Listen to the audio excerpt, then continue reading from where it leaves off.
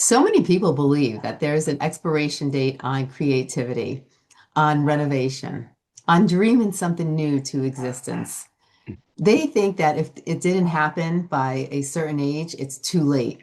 Today's conversation challenges that belief completely and reminds us that sometimes the most meaningful work of our lives begin later, when we finally give ourselves permission to begin again.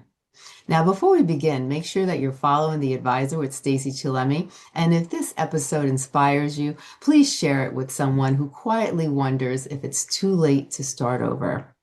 Now, I'm very excited. My guest today is Paul Shearman. He's an actor, writer, producer who, after turning 60, made a bold creative shift, moving from performer in other people's work into writing, producing, and staring in his own. Now, his projects include the award-winning short film Love Beijing, the stage play Wrong Number, and the world premiere solo show, The Last Audition, which explores aging, memory, dementia, and the courage it takes to keep on going. Paul, thank you so much for being on the show today. I'm really excited to have you here. Please share with everybody a little about yourself. Sure, Stacy. Thanks so much for having me on your show. I appreciate it. Yes, my name is Paul Shearman. I'm an international actor.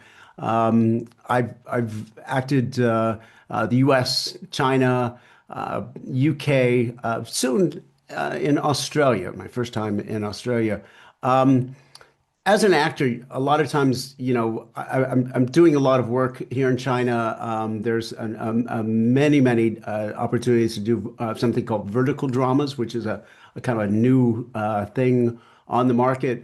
So I'm staying busy. I'm a SAG after member, equity for stage work.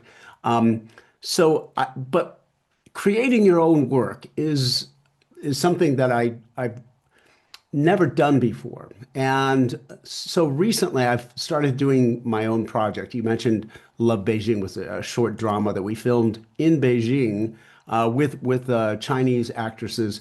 And it is currently on a film festival tour and also a play called Wrong Number, which was fun. It's a very short play, but it was very dramatic, lots of fun. But what I'm currently doing is The Last Audition, which is a show about an older, of course, I'm starring in it. I wrote it for myself. So it's an older Shakespearean actor who comes to the stage to audition for King Lear. It's his last opportunity to do this show, and he's going to show everybody that he can still do it because he's dealing with some early signs of dementia. His daughter's trying to get him into an assisted living place, and he's resisting going.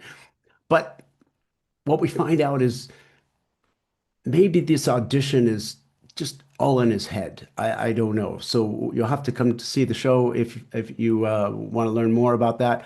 We're taking it first to Adelaide Fringe Festival, which opens up February 20th. It goes through March 22nd. Then we're going to New York City, the New York's Frigid Fringe, and that's April 1st through April 20th. Then finally, we go to the king daddy of all fringes, the Edinburgh Fringe in Edinburgh, Scotland.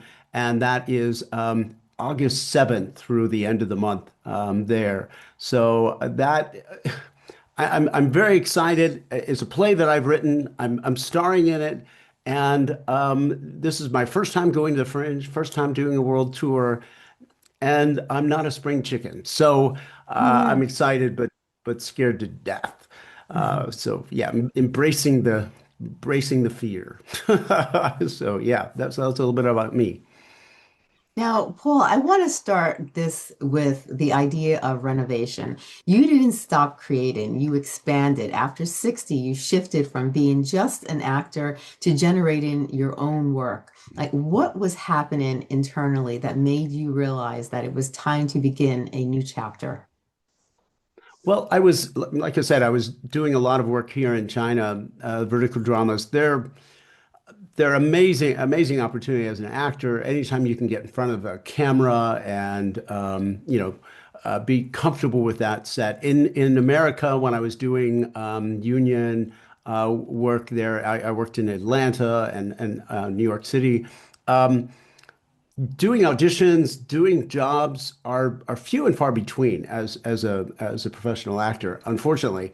Well, not for everybody, but for some, working is not something that you're doing all the time. And to be comfortable in front of the camera, you have to do it all the time. Now we're doing, you see behind me, I've got a kind of a setup for doing self tapes. So we're doing camera at our home, but it's not the same as when you're on set, when you have the lights and the boom operator and the all the directors and they're doing basically when you're an actor on set, they're worried about all that technical stuff. The Yeah. actor is expected to have their stuff together. So when they call action, you go. There's no rehearsal, there's no preparation, there's no usually no even direction until maybe do the second take or something. But so to be ready, you have to be familiar with that, with everything that's going on. So doing all of these jobs, I've done nearly 30 vertical dramas here in China.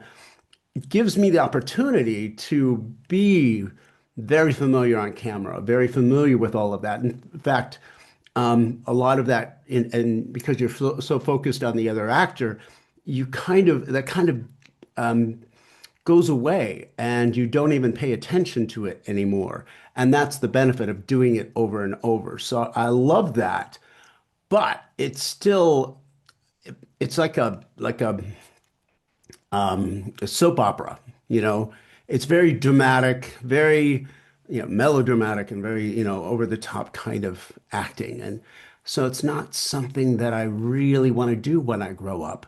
So I am writing my own material to challenge myself as the actor. So the play that I wrote, the last audition, is very tender. I wouldn't say I mean, there's serious overtones, but there's comedy there. There's still drama,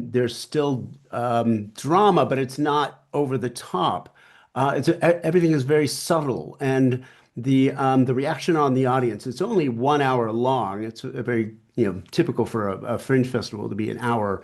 So it's very emotional ride, and I'm very proud of the writing that went into it, and we're getting there with the production quality as well.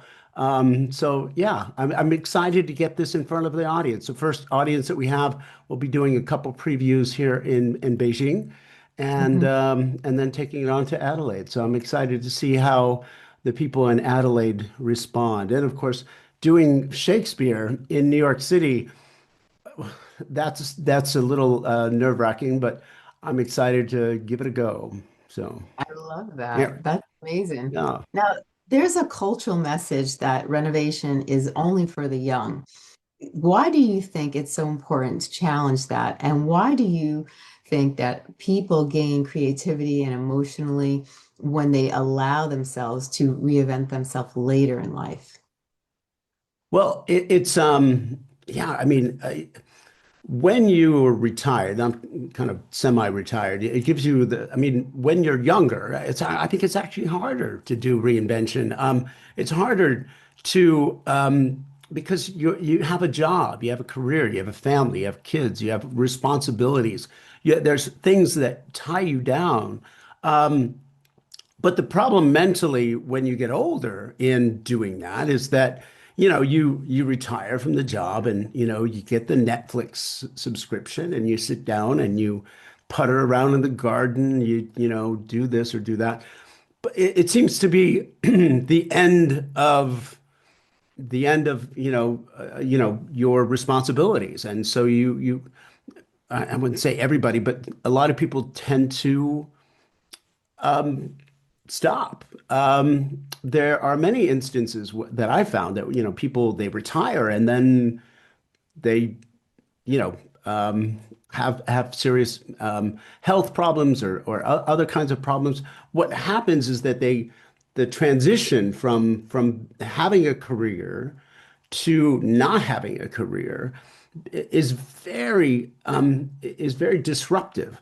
And Yeah. so by reinventing yourself, I kind of, think I would advocate for people to think about this time, not Mhm. just a time to relax, because you're going to work every single day, and Yeah. now all of a sudden you're not doing anything. There needs to be an activity that you involve yourself in. And it doesn't have to be as crazy as mine, writing material, but taking up whether it's painting or pottery or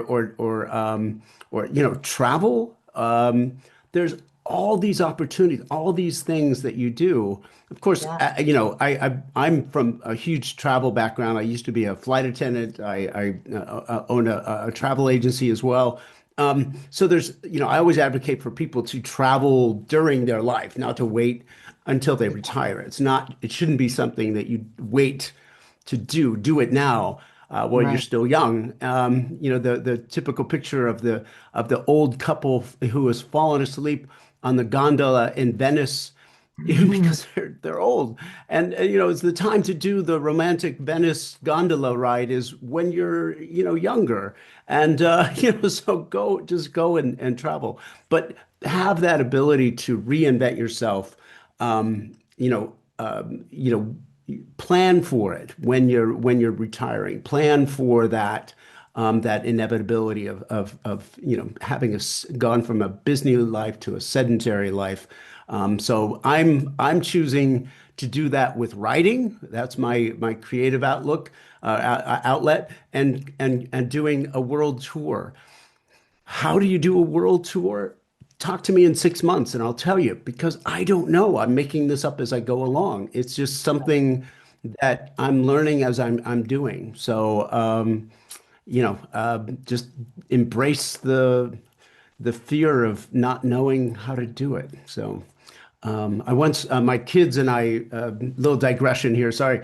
We were building a barn, and my kids, my two boys came out to help me, and they're like, "Dad, we can't do this. We never built a barn before." And Yeah. neither have I. Neither have I. So we we figured it out, and we built a 3-horse barn, and pretty soon we got a barn.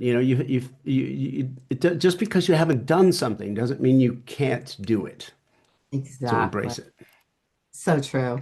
Now you move No. from performing roles to creating worlds, writing, producing, and starring in your own work. How did that shift change your sense of agency, ownership, and creative freedom?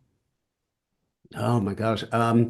Doing doing your own material, something that I mean, you don't have to write for yourself. I've done other things and written for other people, Yeah. but figure out, for me as an actor, writing something that I wanted to be in was a huge shift, because this was it's a gift to myself. It's opportunity to have, a quality story. I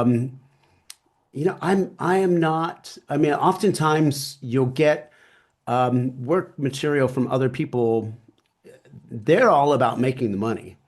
And Yeah. and today the things that make money are the outrageous, like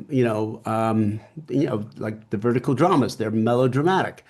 It's Yeah. not something that I want to do. So if I'm writing for myself, it may not be as commercially viable, but I don't, I mean, I want to do it because it's good, but it's also satisfying to me as well. When I go to Adelaide, the Adelaide Fringe, there's Yeah. going to be a lot of circus acts, there's comedy acts, there's cabaret, there's all sorts of razzle dazzle shows, and my show is not that. It's a serious play.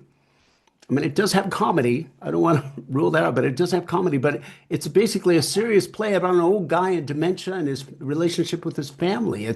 it's you're going to walk out and you're going to feel good about it, but don't look for the razzle dazzle because you won't find it in my show. And that's the story. I know if that's what you want to write, if you want to write a razzle dazzle show, then then by all means, do that. But that wasn't something that I wanted to be in. So I'm doing this, the last audition Shakespearean actor. So I love yeah. it. I love it. Now, the last audition explores memory, aging, and dementia, themes that are deeply personal, and for so many families, it's heart-wrenching. How did writing about Mm. these experiences transform your understanding about family, caregiving, and legacy? Yeah. Oh, good question. So my great friend in the United Kingdom, when I visit her, we go to see her mom, and I've known her mom for ages. She's now dealing with dementia. Dementia is a subsection of, I'm sorry, Alzheimer's disease. Alzheimer's is a subsection of dementia. So, so it affects you, I mean, her tremendously. We went to see her and she said, she's going to ask you questions, the same question over and over. And I mean, she's just a lovely lady, and she was so excited to see me.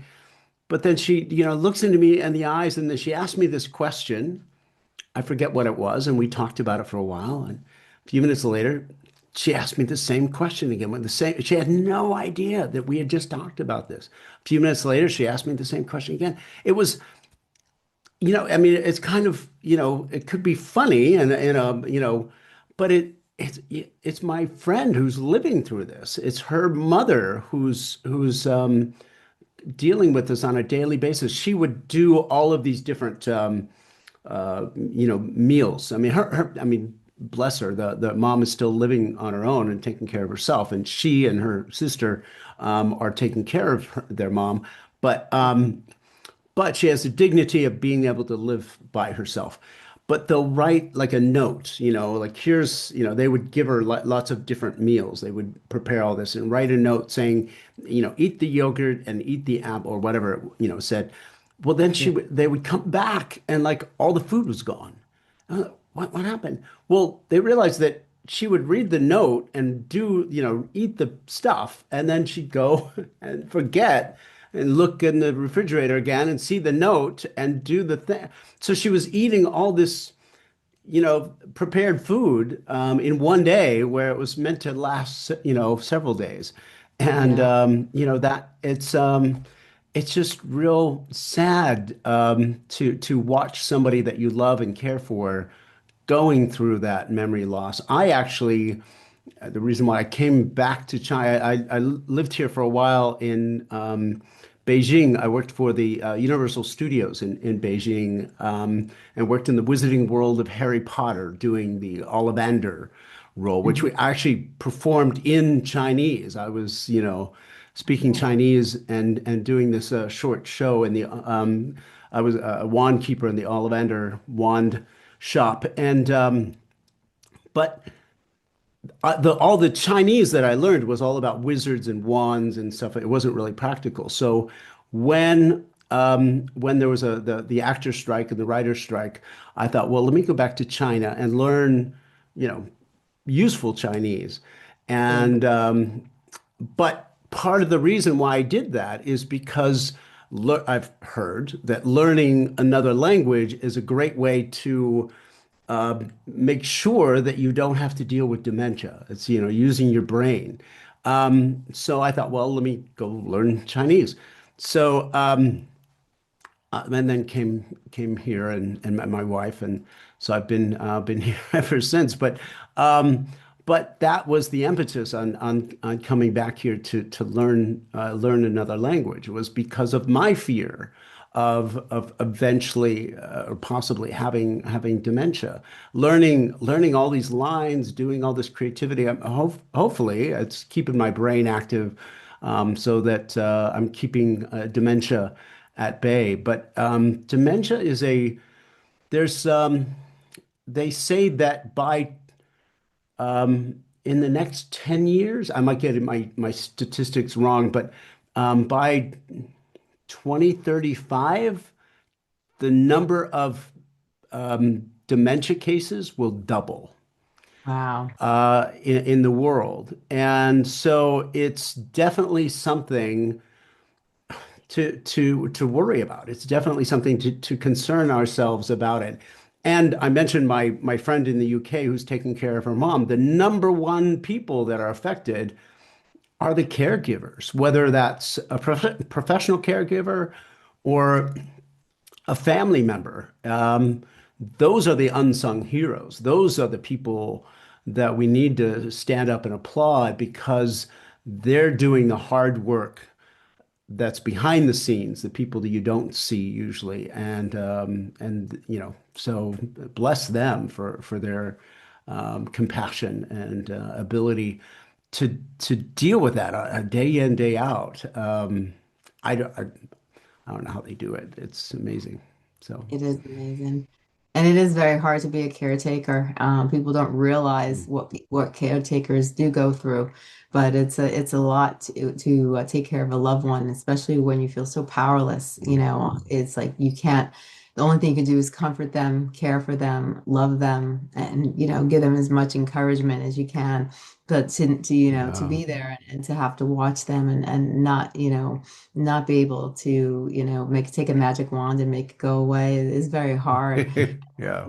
and then you're fitting in your schedule, taking care of another person's life, Mm. along with all the other responsibilities in your life is very difficult. It definitely, definitely is very difficult. I heard of a phrase recently, and evidently it's kind of a growing trend, kind of a triple decker, where basically you're a mother taking care of your kids, but you're now also taking care of your parents or a parent. So Yeah, you have care on both sides, and just being a mom is a tremendous amount of work, but then to have to take care of a parent at the same time, and I mean, it's you as as the child, excuse me, you as the child, you don't expect to take care of your parents. They're the ones who took care of you. But it's right. also the humility of being a parent, being someone who has been the caregiver, Yeah, all of a sudden turning around and taking care of their or having to be taken care of. yeah, And I think that's why our character in my play resisting his daughter's attempt to put him into an assisted living. My wife is going through that now with her father, who's 87 years old, and we're going to be both together in Adelaide for 30 days, and she's trying to get her father to go to this assisted living while we're gone, and wants nothing to do with it. And I can understand that, but at the same time, you have to make sure that they're taking their medication, they're being taken care of. If they yeah. fall, that there's somebody there to pick them up. So, Exactly. And it's very humiliating for them. I know many people who get older and their family now needs to take care of them. And it's very hard mm, for them to accept that. It's very hard for them to accept that they, even with dementia, they do remember certain points of, depending on what stage you're in, what they used to yeah, be and what they are now. And that's very yeah, hard for them yeah. to accept. Now, many people go through profound experiences but don't know how to transform them into something meaningful. How do you turn personal challenges into creative work that resonates without losing honesty or heart? Well, I'm doing this play about Shakespeare, talk about universality. I mean, Shakespeare is still relevant today, even though he wrote in the late 1500s, so how do you make it universal is make it honest, make it truthful. Don't try to, you know, make it glamorous or, just tell the truth, and people will see. will see that themselves in that work. I'm hoping that when people come to see the last audition, that they see themselves, or they see their own fear towards dementia, or they feel see them their own parents, or that sort of thing. I mean, I don't want people running away from the show, but certainly to be able to see themselves in the character that's on the stage. Just I think there's always the play, the film, the TV show, the book, whatever it is, will always transcend time Hmm. if it really tells the truth. And so tell the truth. I love that.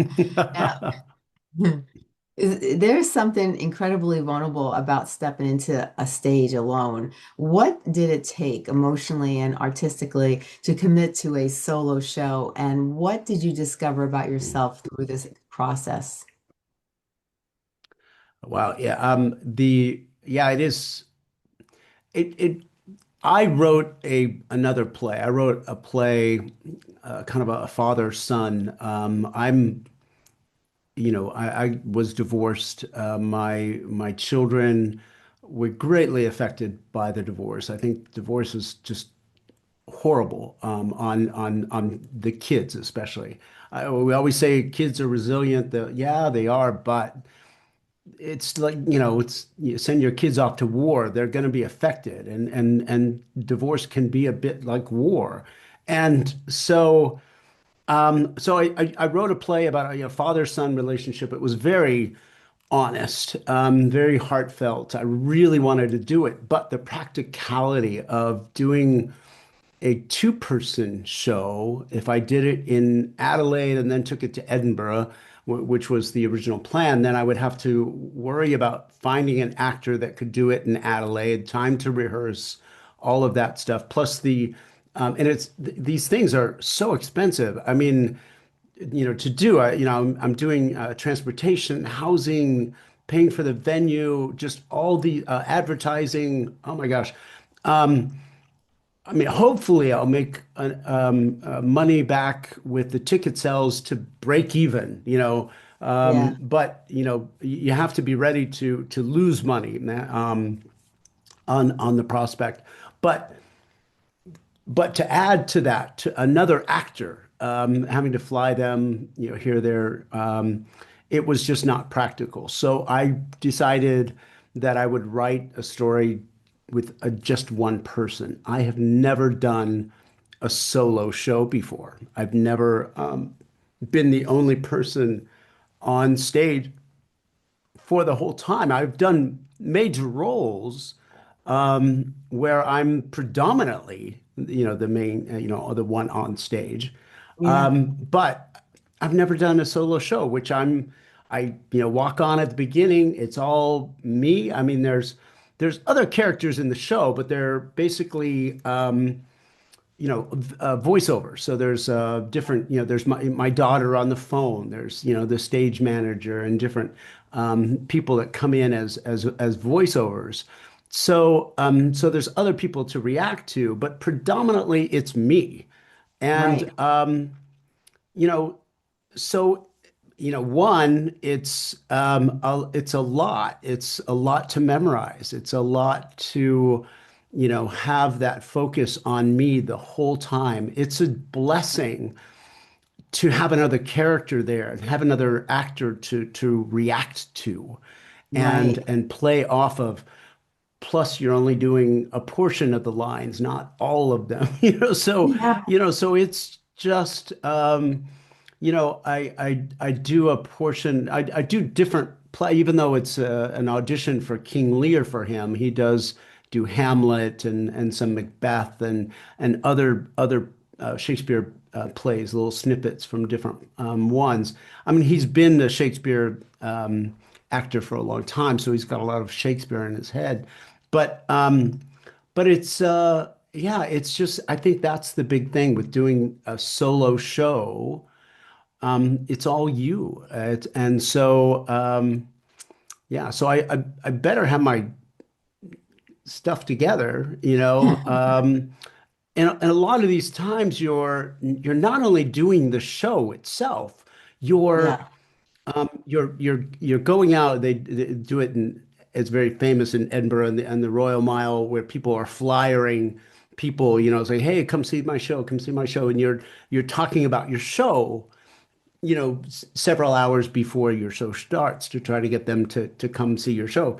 So it's a big part of the whole atmosphere, but it takes a lot of time and energy. So not only are you doing your show, but you're out there advertising for your show, talking to people. So you have to prepare your voice to be Yeah. able to not only sustain yourself through the hour-long show, but the talking beforehand. Right. I'm excited about the whole aspect of talking to people on the street. Of course, nobody likes to try to sell people things. Here, buy my, come see my show, but to talk to people. We're actually doing something here in Beijing that I won't be able to do on the rest of the tour, but we're doing a kind of afterwards a Q&A that I'm excited about because we do the show and then afterwards we'll do a kind of a talk back, talk to people about dementia and about the aspects of the show that affected them. I wish we could do that during the run as well.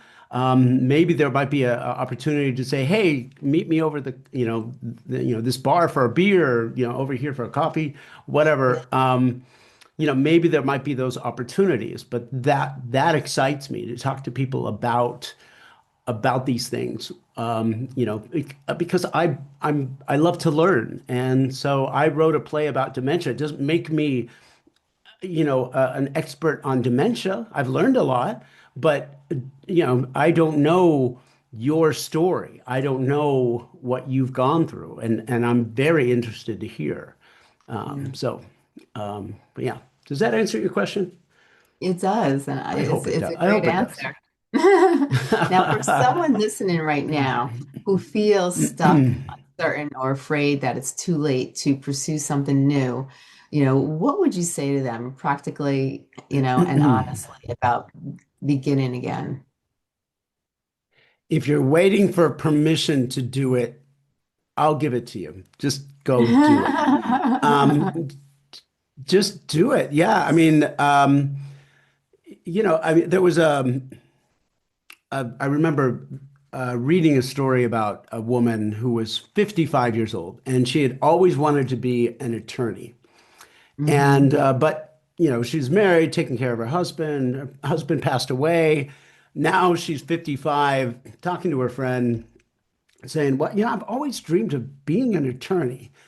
Law school's 3 years. I don't, I'm just too old to do that." So her friend says, "Well, law school's 3 years. So at 55, if you start law school when you got out, you would be 58. Right. If you don't start law school in 3 years, you're going to be 58. So you can Mhm. choose now to be 58 with a law degree or be 58 without one. Yeah. It's a simple choice. But do the thing. I mean, think about this is taking me when I finish this, it will be, almost a year from the time that I started, and a whole year of doing this world tour. And if things go well, if I, meet people and have other opportunities, I very well may do a world tour in 2027 that might be even more expanded. And so that's 2 years out of my life, but everything that I learn and everything that all the people that I meet and all the opportunities that I have, that will, make me, create an opportunity that in 2 years' time I wouldn't have if I just sat at home and did the Netflix thing. So just get out there and do it, whether it's, a college degree or a master's degree or a PhD or traveling the world or biking across the US. I mean, I did my dream when I left Beijing the first time was doing the Appalachian Trail. I Yeah. did part of the Appalachian Trail. I did part of the Virginia Trail, and Yeah. and so one day I'm hoping that I will make the time to do the entire thing. It goes from Georgia all the way up to Maine. But hiking the Appalachian Trail, I mean, if that's what you want to do, there's all sorts of places to go see and do. Yeah. I'm from Portland, Oregon originally, and I remember I was when I was a flight attendant working. Somebody was like, "Oh, Portland, Oregon, you must know blah blah blah blah," and rambled off a couple things in Portland that he knew, places that he had gone. Hmm. No, I haven't been there. People don't visit their own town. Be a Yeah. tourist in your own part of the world and see it like a tourist and be a tourist for the day in your own town. People just don't, go and see and do it the things that they can do. New York City, people are famous for that.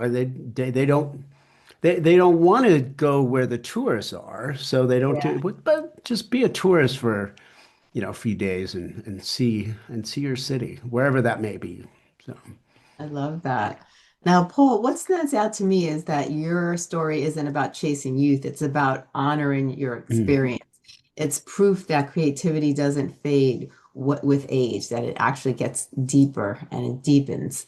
If there's one mm. truth you want listeners to carry with them after this conversation is over, what would that be?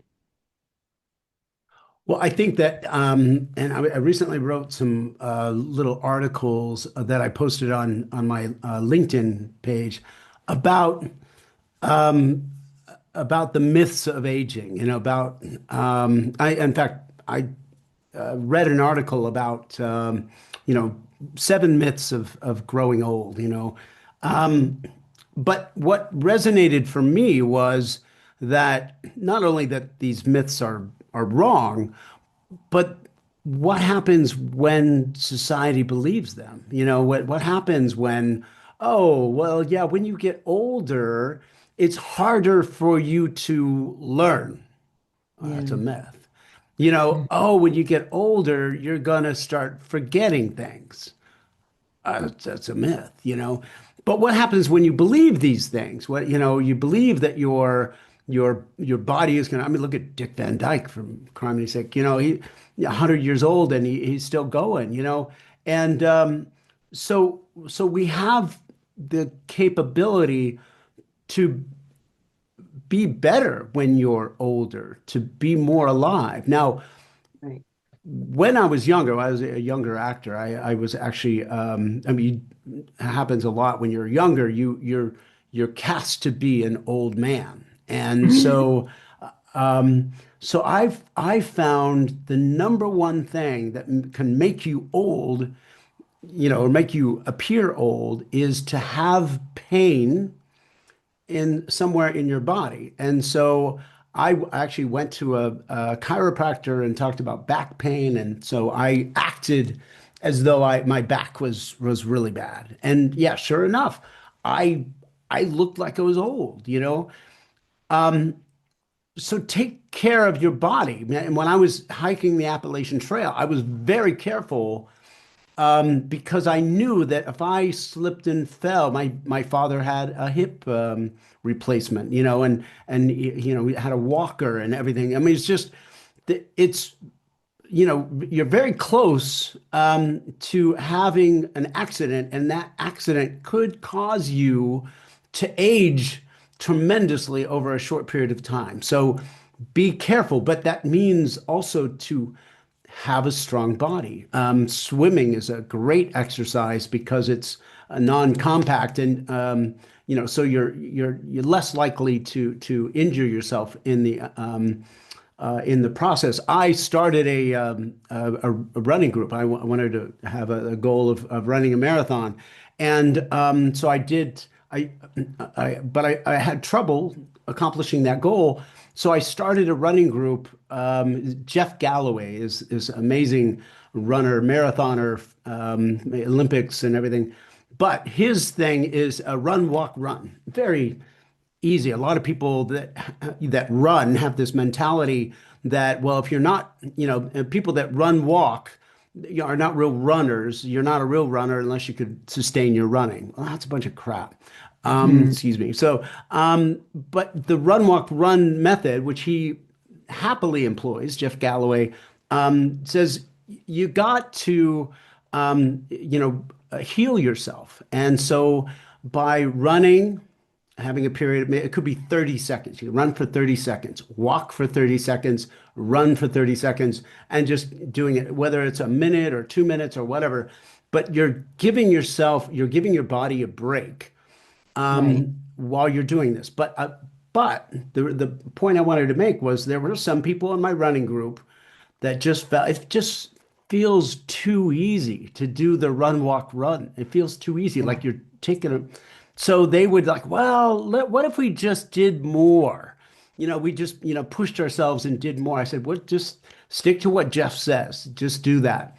The Yeah. people that did more ended up getting injured and they didn't complete the marathon. Right. And those of us who just stuck to the program were able to accomplish and finish the marathon. That was the goal. It wasn't to do it quickly. It was just Yeah. merely to accomplish the goal, which was to cross the finish line. And the benefits of that is that you, because of the healing process as you're going, you're Mhm. also going to be walking that week after you do the marathon, as opposed to many people who run the marathon are laid up in bed for a week while Right. their body is healing from the whole process. So be gentle to your body, be careful with your body, but that means to keep it active and Yeah. keep it healthy and well. Getting lots of sleep, drinking lots of water, eating foods. Foods in the U.S. are incredibly inundated with all sorts of things that are illegal in many parts of the world. The many parts of the world that are more concerned about health than money. So figure out what's in your food, and just because something looks healthy doesn't mean that it is. Because you never know what's in it. Don't eat packaged food. Eat fresh foods, eat organic. I sound like a health guru, but I'm really I'm not. It's It's just so there's true. yeah, yeah. I mean, take care of your body and take care of your brain and take care of your Yeah. spirituality. It's all connected. I So. love it. I love it. Now, you are an international actor and you have a film festival going on, and you'll be traveling soon, and you'll be doing a lot Mm. of different acting events in different countries. Can you tell us a little about that? So my film Love Beijing, which is a short film, it's actually a film, a kind of autobiographical about my wife and I. My wife is Chinese and she speaks very little English.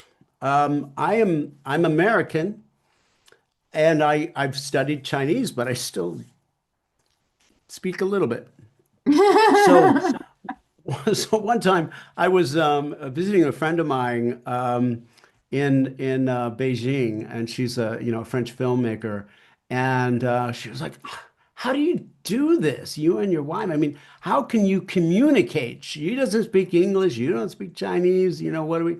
So we figured this out. We also have this is like a translator that doesn't require Wi-Fi because here in China the VPN the Google Translate is a big thing, but China doesn't like Google or vice versa.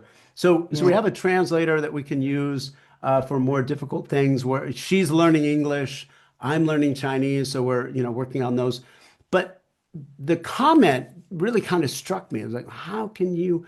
And I thought about, it's like love. Love is, I think, transcends language. There's many couples out there that either started out or eventually they learned each other's language, but maybe they didn't at the beginning. And so how do you? So of course, it takes patience, to have a desire to just say something.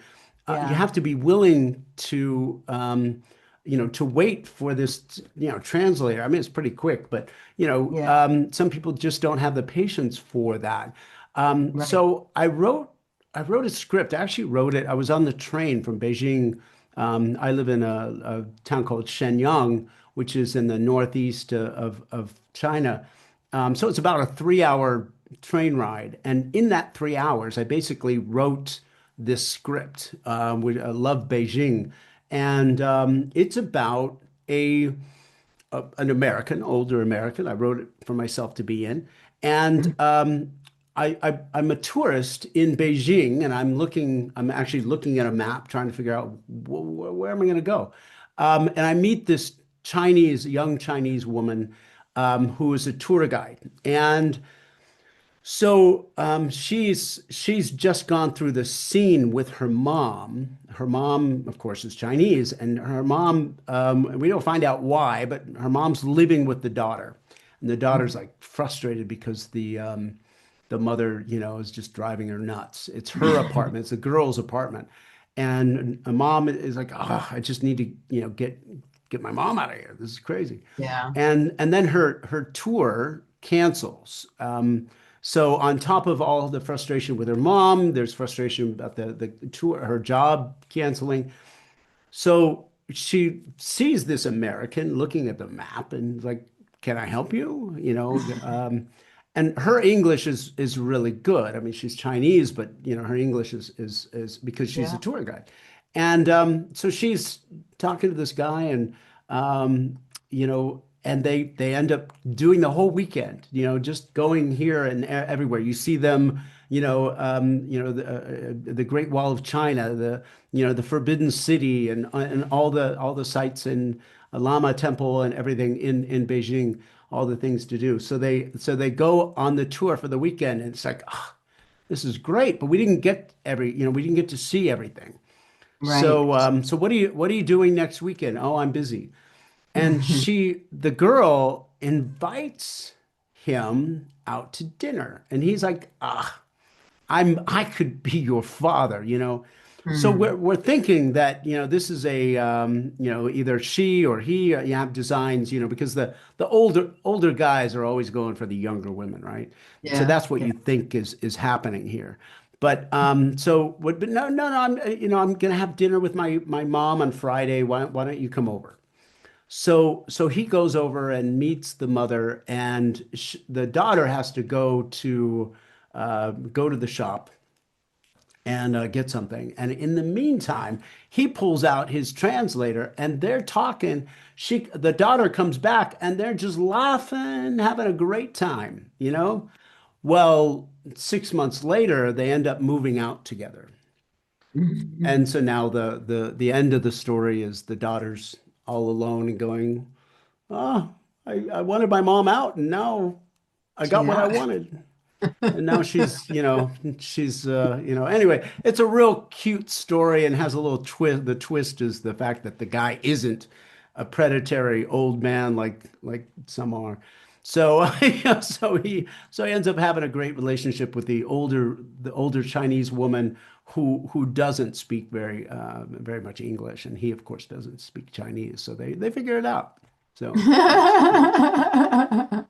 I little love it. little romance there. So love I like it. Beijing, yeah. So yeah, I love but that. Now, where can people find you? well, I have a site. So my actor website is paulshearman.com. Shearman is spelled with Shearman. So paulshearman.com. And then if you look on there, there's the Last Audition. There's a tab for that, just all about the play with links to go and buy a ticket and follow the tour. Yeah, and then just and then there's all my contact information there. I also have Paul Shearman actor. I'm on Facebook, Instagram, and then you can find me. I think it's just Paul Shearman on LinkedIn. So I'm doing all the things. So yeah, but I yeah. love it. I love it. This has been amazing. Paul, I love your story. Not only are you an actor, but you really are an advocate to motivate others to realize that no matter what age you are, you're never too old to do the things you want to do in life. That, the change is possible at any stage of the game. Because many times Yeah. people, want to try something new. I'm like, I'm too old, it's too late to change and try something new. And it's really not. And you're proof of that. And your story is very encouraging, it's very motivating, and it's a wonderful story. And I can't wait to, see your show and to really you really because you'll be out in the New York area, you'll be in my area too. So Yeah, yeah, yeah, yeah. So yeah, I yeah. look forward to that. And I really thank you so much for being on the show. I think, I love the fact that you really, talked about the topic of dementia because it's so prevalent in our society. Mm, And I love the fact that you brought up the caregiver, and everything they go through because they're really people mm. don't think about the caregiver, and they go through a lot. And just you tap into lots of different types of acting, even with the comedy. That's hysterical. So I really enjoyed this conversation. I enjoy what you're doing. I think you're doing a wonderful job, and I commend you for, deciding to, take a change and going for it. Anything that you feared, you Thank kind you. of attacked it and you went for it and you succeeded. And that's a great example to show others. I really appreciate you, and I thank you so much for being on the show. Thank you so much. Wow, wow. I love it. Thank you. Thanks for having me. I appreciate it. Oh, thank you for being on our show. Thank you so much. And I'll see you in New York. You'll see me in New York for sure. Definitely. All right.